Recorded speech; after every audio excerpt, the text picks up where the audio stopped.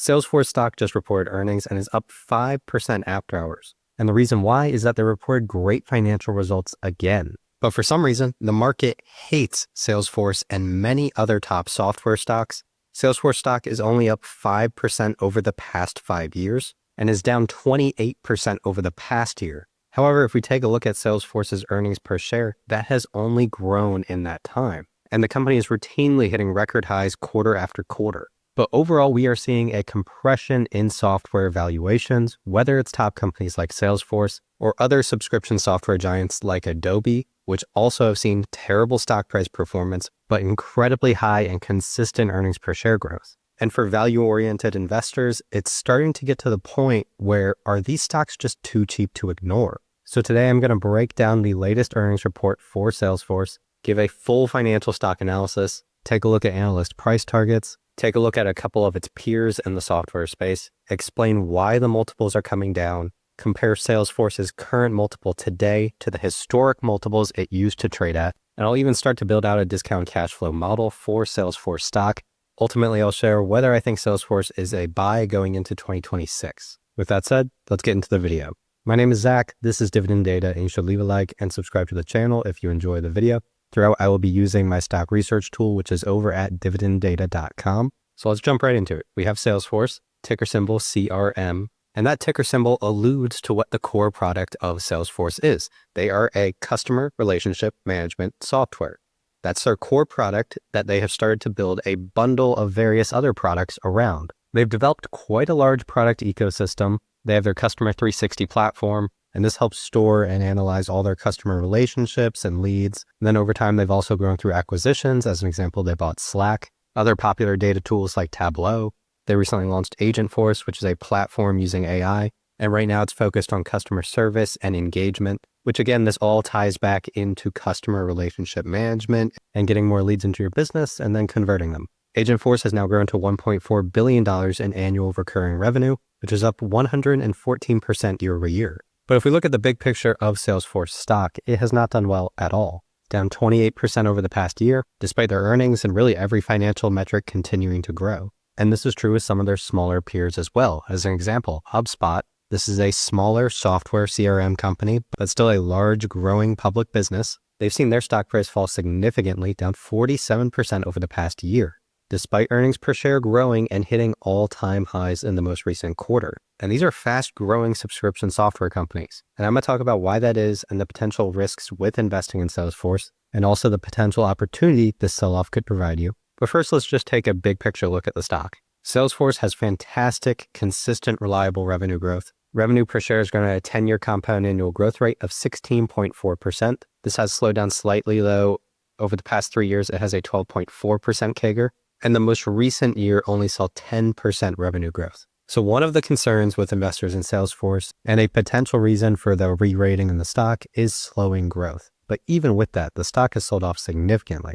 If we take a look at the company's free cash flow per share, they generate a lot of cash. It's growing at a 10-year compound annual growth rate of 26.7%. In the most recent year, free cash flow per share grew 32%. They just reported their third quarter of 2025. And last year, they generated $12.93, which at today's stock price of $238, that would be trading at 18.4 times free cash flow from the prior year. And financially speaking, the company doesn't really have that many risks. Overall, it's a pretty asset-light business. They have around $15 billion in cash and short-term investments and negative net debt. Unlike other big tech companies, Salesforce, they're not directly investing in AI infrastructure themselves. They instead get to ride the wave of all those other big tech companies spending the CapEx, and they get to use the latest and greatest models in their products. So the CapEx of Salesforce is very small, under $700 million as of last year. So all of that cash that they generate, that goes into free cash flow. Now, the company just reported their Q3 earnings, and they generated $3.25 in adjusted earnings per share, which was a pretty big beat above expectations. So that'd be record earnings per share growth and would signal that we are on a continued path towards growth. The historic growth is very impressive. The CEO of Salesforce, Mark Benioff, this company is still founder-led, which I like. And he's posted the revenue growth for Salesforce. In 2014, it was $4.1 billion. And for the full year fiscal 2026, they are guiding towards $41.5 billion of revenue. So this very much is still a long-term growth business. In that 5 years of no stock price returns, revenue has nearly doubled. Operating cash flow has gone from $6 billion in fiscal year 2022 to they are guiding to over $15 billion in fiscal year 2026. That's a $1.9 billion increase in the past year. And as we summarize their latest quarter, pretty much everything is growing. Revenue was up 9% year over year. Their remaining performance obligations were up 12% year over year. Their guidance signaled 9 to 10% growth year over year. Operating cash flow growth of 13 to 14% year over year. And eventually, this should be reflected in the stock price. The total return for Salesforce has been awful over the past 5 years. I'm talking a 1.8% compound annual growth rate. But to be fair, the stock is down 35% from its recent high. But this could be a long-term buying opportunity. It's down 35% from its all-time high. And over the long term, this has been a compounder. Since 2004, the stock has a 5,510% total return.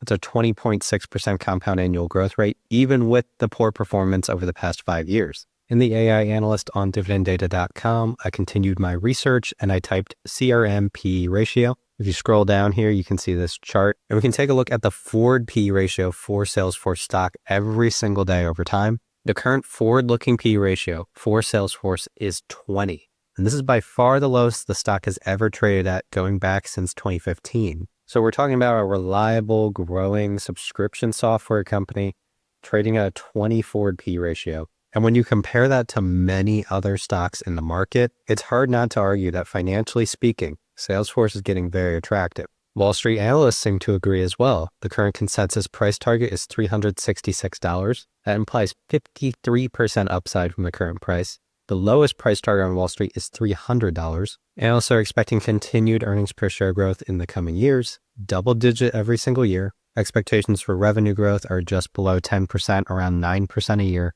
And there are not that many companies trading at a 20 forward P ratio that you can say that they'll have that kind of growth. If we do a discounted cash flow analysis for Salesforce, type in the AI analyst, CRM, DCF Valuation. Scroll down, we'll have this little calculator, hit show more. And we can enter in all of these various financial metrics and projections for the future years. So let's say 2029, we have 9%, 2030, we have 9% revenue growth a year. And this calculation is currently based on a multiple of free cash flow, which is 16.6. That is definitely on the low end. And even with that low multiple, the stock is right around their intrinsic value, $227.97. So that's about 3% off. But I think the company could easily be trading at 20 times free cash flow. That would still be very conservative.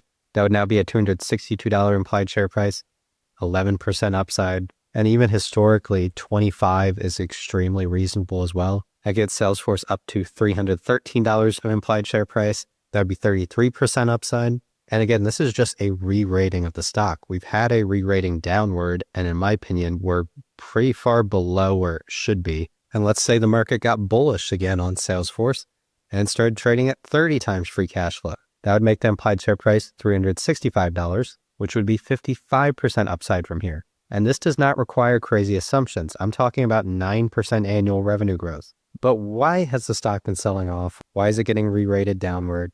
Let's do a little bit of the bear case, and then I'll give you my thoughts about investing in Salesforce stock and whether or not it's a buy going into 2026. Well, as I mentioned earlier, they have slowing revenue growth, and this is understandable for why the multiple has been re-rated lower. We've gone from where it was growing 15% a year to 13 to 10 and now 9. But there also are a few other risks, a lot having to do with AI. For one, Salesforce AI business, Agentforce, it hasn't grown that much. It hasn't caught the world on fire. It hit $1.4 billion in annual recurring revenue, 114% growth year over year. But relative to Salesforce's overall revenue, it's still a smaller part of the business. I personally think that as it becomes larger and larger, the bull case for Salesforce will go up and the multiple will rise again. This would be similar to how we saw the AI segment of Broadcom growing at a high rate, and it became a larger and larger part of the business, and the market kind of gets the AI semiconductor kind of case. So it was getting credit for that. Salesforce really is not getting credit for this growth right now. And I think in terms of Agentforce and AI-related products and value that Salesforce can drive to its customers, we're still in the early innings. I would not be surprised at all if 5 years from now, this is a $10 billion